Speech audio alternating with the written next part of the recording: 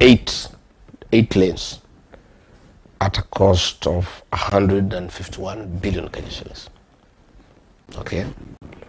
And when President William Ruto came to power, he didn't want to honor that. And he discussed with President Macron, and they discussed on how to get some money out of the whole thing, cancel the contract, and pay the French companies 7.1 billion shillings without doing anything. By simply cancel the contract and split the money halfway. 3.5 billion for President William Ruto, 3.5 billion for President Macron. We know those things.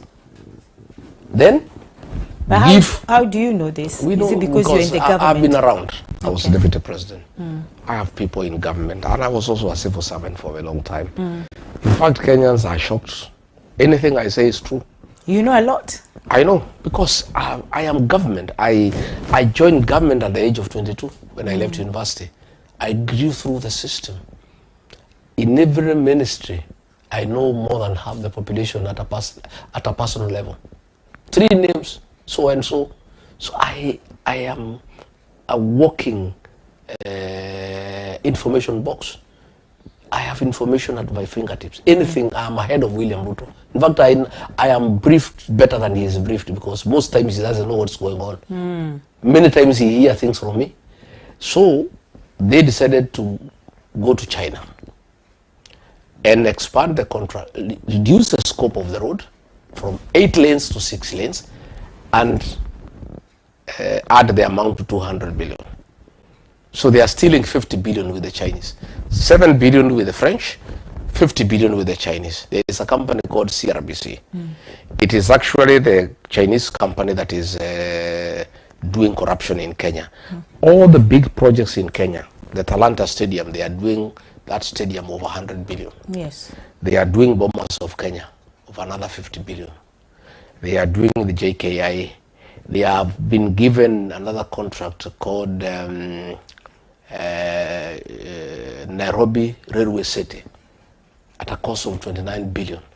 When there is a company that had won that tender at 22 billion shillings. And William Ruto ordered for them to be deported back to China so that they don't challenge the award. So it was given to CRBC, and they are stealing 7 billion from that contract. So this CRBC is the biggest conduit of corruption in Kenya. And I'm asking the Chinese government to consider recording those people back to China, because they are the conduit of corruption. And we shall be able to prosecute them next year. I want to be very candid with CRBC that they will not escape. And I want to tell the government of the Republic of China, People's Republic of China, that the directors of CRBC will have to face the law for the amount of money they have stolen from the Kenyan taxpayers with the current administration. As soon as this administration is sent home, we are going to recover this money from CRBC. And again, all this money that William Ruto and his people are stealing, a new administration will recover this money, because there is no way we can have a change of government and just proceed like nothing was stolen from the people of Kenya. Yes. So Macron had come to Nairobi. That summit was a facade. It was a small screen.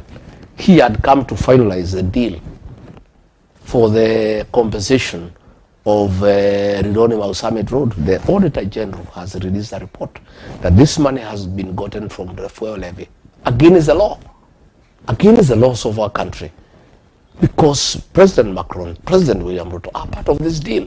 So they have circumvented the law to steal money from the public, to pay French companies so that this money can benefit President Macron and President William Ruto.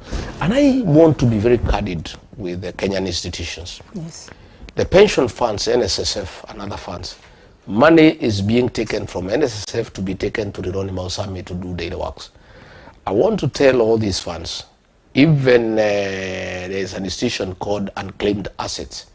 That money was gotten from unclaimed assets against the law and taken to buy shares in Kenya Pipeline. I want to tell the managers of these pension funds, I want to tell the directors of all these institutions that are giving money to President William Ruto to push corruption against the law, Next year, they'll have their day in court.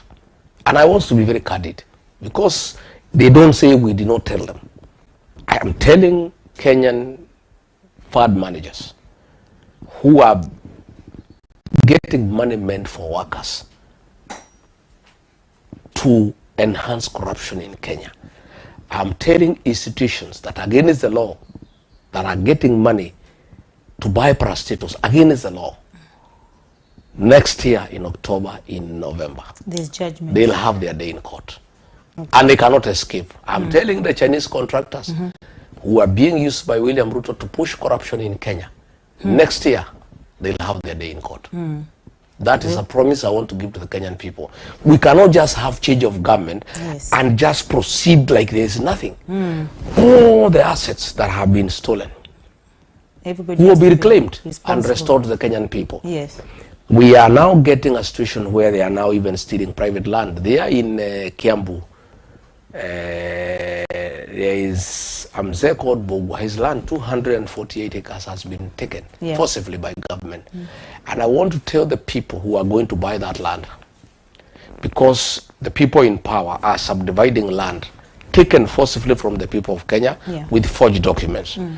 I want to put Kenyans and investors on notice. If you purchase land that is controversial, land that has been stolen from the people of Kenya by government officials, and they produce fake titles and they give it to you, even if you will have